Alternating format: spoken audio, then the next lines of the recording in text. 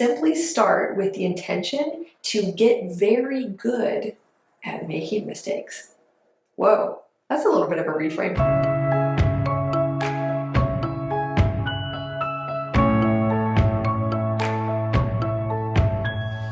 Hey dancers, it's Kirsten. Welcome back to Twin Talks Ballet. Today, I'm going to be talking about something everybody makes, which is mistakes. You make them all the time. I make them all the time. What do we do with them? That matters. It not only impacts your results as a ballet dancer, but it tremendously impacts your mental and emotional experience as a dancer.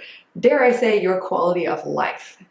So let's talk about the way that professional ballet dancers, at least ones that generally have confidence, they're doing well in their careers, they're able to put themselves out there on a consistent basis, and they're feeling good. Let's talk about the way I see them responding to mistakes so that you, if you feel like you struggle with being hypercritical, you freak out, you get really discouraged, you fear making mistakes on stage and it gives you performance anxiety, or you're scared of auditioning because you're like, what if I mess up and I embarrass myself? All that excess fear and negativity around mistakes is holding you back. So let's talk about how to respond to mistakes like a pro so that you can not only more consistently perform your best, you can also perform better, so elevate what it means to perform your best, and perform with less fear and anxiety and more confidence. So if you want that, which who doesn't, keep on watching. Tip number one on how to respond to mistakes in an empowering way. Pause and ask yourself, what do mistakes mean to me? Like, what's the story I tell myself about them? Or you can do it in this format. Fill out this sentence or complete this sentence. If I make a mistake, then I failed, or the combination isn't good, or then I show weakness, whatever it is. Examine what meaning you attach to mistakes. Is it that they are just purely bad? There's something to be avoided, that they take away from your presentation of skill as a dancer. They cause others to judge you, that they disqualify you from being a professional. They're hard to recover from. Like, what is it that you're not only telling yourself, but what is it that you imagine? Take a second to even pause and contemplate. What's the first picture that comes to mind when you imagine making a mistake? Is it that you imagine you're on stage and all of a sudden you kind of roll your ankle a little bit and fall off a point when you are doing a piqué arabesque, and it doesn't hurt you, but for a second you're rattled, and then you imagine the rest of that performance feeling anxious, feeling ashamed, feeling like you just want to run off and the whole thing is just garbage and you just can't wait for it to be over. Are you imagining something like that? Or are you imagining yourself in the classroom and you imagine your teacher seeing and you getting really harsh feedback as a result, and you're scared of that feedback? You don't want it. It's embarrassing, or it makes you feel humiliated. And when you are aware of the visual in your head and what feelings it brings up and what are the thoughts you have that are associated to mistakes, I want you to be aware of that. That's a really important first step. So then you can rewire the response. Awareness is a really, really, really important first step, because unless you take a second to be aware of the tendency and the meaning that you attach to mistakes, it will be very hard to override that with more positive perspectives and behavior. Once you have the story, the next thing is to question it and to ask, is there a more empowering way to see this? One that could help me to move forward? One that could help me to have less resistance or negative feeling attached to it that actually drags me down. So I want you to notice first that there's a story, there's an attachment there, and then start to reformulate thoughtfully and pursue getting a new story that you actually believe, a new assigned meaning that you actually feel connected to. That's really, really, really important, because you can just say a positive mantra all day like, mistakes don't mean anything. They don't define me as an artist. But if that's not actually changing the way you feel and respond to mistakes, then it's pretty useless. So it's really important to feel a sense of emotional and mental connection and congruency with this reformulated relationship with the mistake. So what I would recommend next is actually equipping your mind with positive evidence as to why mistakes aren't actually the most important defining thing. Yes, of course, they don't have to be desirable, but it's really important to embrace and look around and see, oh, okay, I know cognitively, like intellectually, everyone makes mistakes, whatever, but like notice when you see others make mistakes. Notice how you feel when someone else noticeably gets really frustrated and kind of shuts down when they make a mistake. Notice how that makes you feel. Do you feel uncomfortable for them?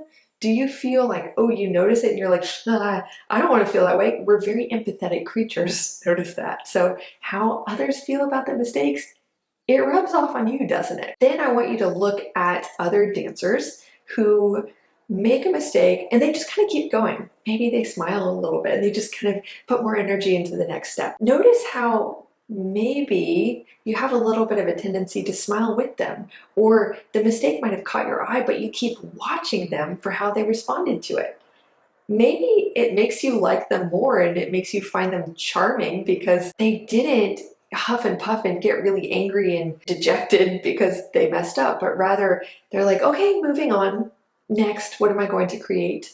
So I want you to observe that so that it actually gives your mind some evidence as to how you can believe that mistakes truly aren't the most important thing, but rather how you respond to them and what you create as a result of them. That's the important thing. And if I were to boil it down to the most simple, important takeaway is how you feel about your mistakes comes out in your body language.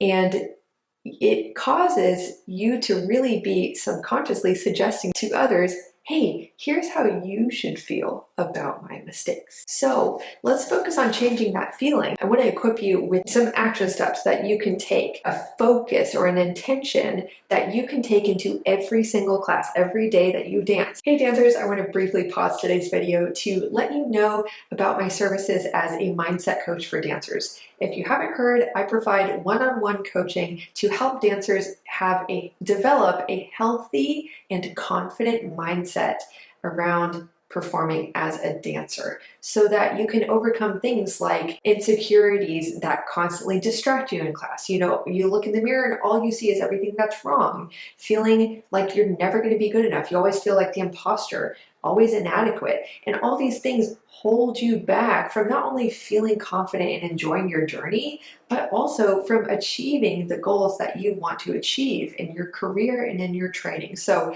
if you are looking to overcome those mental hurdles that have been bothering you for a long time, if you're ready to finally do something about it, I am here to help you as a dancer, from someone who understands your experience and has tools to specifically guide you, that I have evidence they work in this industry. I've lived through these tools myself and have been profoundly positively impacted by using them. I want to walk you through adopting that positive and healthy mindset as a dancer so you can perform your personal best with confidence and joy. So if that sounds like something you want, I would be so happy to support you. Simply click the link below to visit kirstenkemp.com and learn more about my coaching services. And the next step is to schedule a 30-minute free coaching consultation where you and I will connect. We'll discuss your goals, what challenges you're facing. I will describe more about how specifically I would work with you to get you to where you want to be in the coaching process, answer any questions you have, and determine for you if you feel that mindset coaching would be just the thing to help you feel the way you want to feel as a dancer and achieve what you've wanted to achieve. So reach out, this support is available, take advantage of it, and let's get on with the rest of the video. When you keep this intention at the front of your mind each class, it will actually help you to rewire your relationship with mistakes so that you can move on, keep going, don't dwell on it. Don't let that shame or guilt or fear or judgment, whatever it is, lock you up and shut you down, serving as a self-fulfilling prophecy that it shuts down the rest of your performance. What you can do is every day give mistakes not only a more positive meaning. Mistakes, in my opinion, they're like a game to me. I know I'm going to make them. So my game I'm playing with myself is how much more quickly can I recover from the mistake? How much less energy can I give it? How much more fuel can I feel to do the next thing with a little extra plie, a little more bend? The mistake is a trigger. It's a reminder for me to actually smile a little bit and keep making the performance even bigger and better. You know, it's actually a reminder to reset. So this is a plethora of meanings that I've created and attached to mistakes that work very well for me. But what the one focus is that you can have is simply start with the intention to get very good at making mistakes. Getting good at making mistakes looks like when the mistake happens, you are able to embrace it because you're like, great, this is an opportunity for me to normalize the mistake and do something constructive with it. So did you fall off a point? Okay, this is a chance for you to get creative, plie a little deeper. It's a reminder to take a breath to instantly release that tension from your body that might have come from the shock of falling on your heel. These are examples of responses that are actually practicing that goal, that game, playing the game of getting good at making mistakes and responding to them so you can move on quicker and quicker every time. And when you actually shift from fearing the mistake, ironically, when you embrace that some will probably be in there, but you are so practiced at making and recovering from the mistakes that you don't have to fear them because you're like, I'm so practiced at it, I know I can recover from just about every mistake.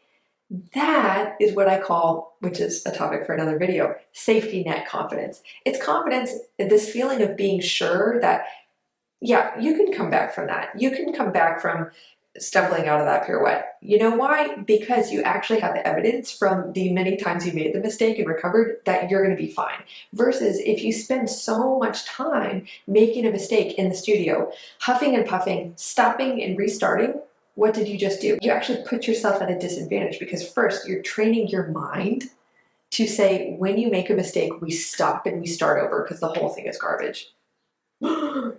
No wonder you might be anxious about performing because you know that this time is different. You can't just stop and start over. Whoa. So practice making the mistakes and keep going. Practice your response until you feel very comfortable with your ability to recover from them. Then you will notice you don't have so much fear around them. Then you will notice things happening like you make a mistake and maybe you mention it and one of your friends is like, oh, you did that? I didn't notice. Whew. Isn't that amazing? Okay, so that is my insight for the day. I'd love to know what you thought of these tips in the comments below. Get good at making mistakes, my friends. It seems contradictory, but boy, does this approach work. Not just for me, not just for the dancers I've coached as a mindset coach, but also many professional dancers I know have that attitude. And it's what has allowed them to get to the level that they're at today. So go prosper, enjoy practicing this, play that game with your mistakes, and I can't wait to hear from you what comes from it. So have a great week, and I'll see you in the next video. Bye.